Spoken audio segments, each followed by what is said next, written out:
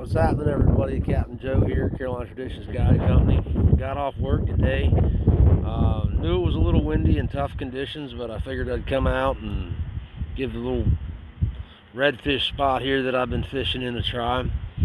Been a little slow so far, but what I wanted to do was take advantage of this opportunity to talk a little bit about what I've learned about popping corks, fishing for slot-sized drum and trout, flounder, sheep's head, black drum, a little bit of everything. Shout out to Chris out there at Slayer. Sent me this cool swag with an order that I did not too long ago. And then we got the mask on, social distancing, and protecting ourselves. Anyway, I like a little bit taller rods for whether I'm kayak or boat fishing. With the popping cork, helps out with those longer leaders that I like to run, casting distance, fighting angle, and just seems to do well with the popping cork setup. When I first started trying to learn about popping cork fishing, I'd had a lot of clients ask me early on, and a lot of other people that I fished around, what about the popping cork? Popping cork, popping cork. I said, well, I don't really rely a whole lot on a popping cork. I think it's kind of silly. Well, so I started this quest about popping corks some years ago, and I wanted to learn how they worked, who developed them, and I know there's probably some good videos out there, but I couldn't find them back then, and there may be better ones now. So it was inevitably in some reading where I learned about the popping cork and where it came from.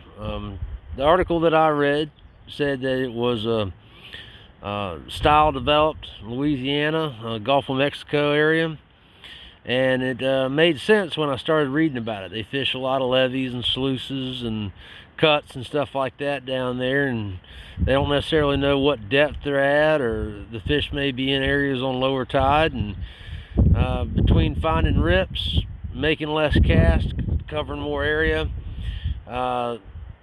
it just being an efficient way to fish in almost all conditions, whether it be shallow or deep. The next thing I wanted to learn was about the leader. I'd had a little input over the years over the leader. I read most of the things that I could find out there and developed my own style off of that. I basically run like the slot size drum here in North Carolina, just will say an 18 to 27 inch leader all the time. I never let it get any lower than 18 inches.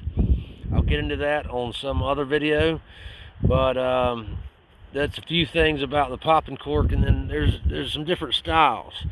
What we got here is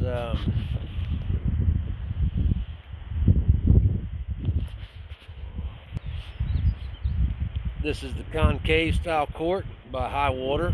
Shout out to crowd down there that works hard to make these high water lures here in the US, just like Slayer.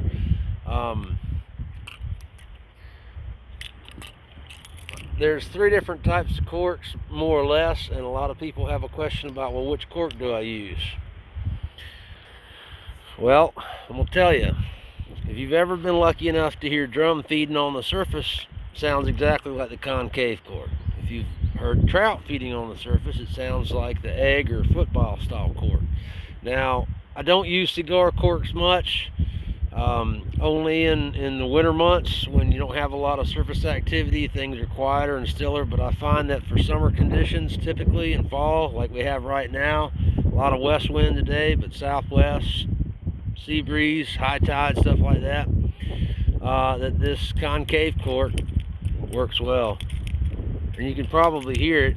Through the wind howling, what it sounds like. Well, I'm going to do a series of videos on these, and I'll explain more things. But there's different ways to work this cork. You can throw it out there, work it back fast, plop, plop, plop, plop. You can kind of drag it back, allowing it to keep the bait off the surface, or off the surface of the bottom that you're fishing, oyster or whatever. You can kind of walk it along like that.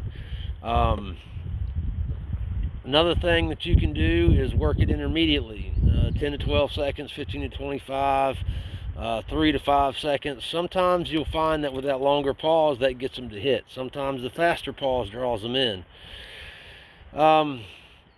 But these are a few things that it took me a while to learn, and I can't really give you the recipe for all of them in this video, trying to keep the time down. But we're going to try to do a series here, and hopefully you guys like it and find it informative, like I struggled when I first started trying to learn about popping corks. Today I'm working one of the crabs. I can't remember their name at all now. I can do a video on that later, but it's a really lifelike crab. I'm working it under the cork. I've tried it a couple of different ways. Elias V Fishing, he's got a pretty good video on these, and he's down there with the guys at Intercoastal Angler testing them in the tank. Up at Chasing Tails, where I work and guide out of, we test a lot of new tackle, and I demonstrate my popping cork setup in the fish tanks that we have there for mud minnows or mullet minnows or shrimp, and really gets a lot of people understanding why I like to use that method. But anyway, I'm just gonna leave it at that, and I might do another video here in a little while about actually working the popping cork, and I'm sure that there's some detail that you guys hopefully will have some questions about if my videos start maintaining a steady stream of likes. Anyway, that's what we're going for. All right guys, Captain Joe, Carolina Traditions. We'll see you out here hopefully in a little while. Work this cork some. All right.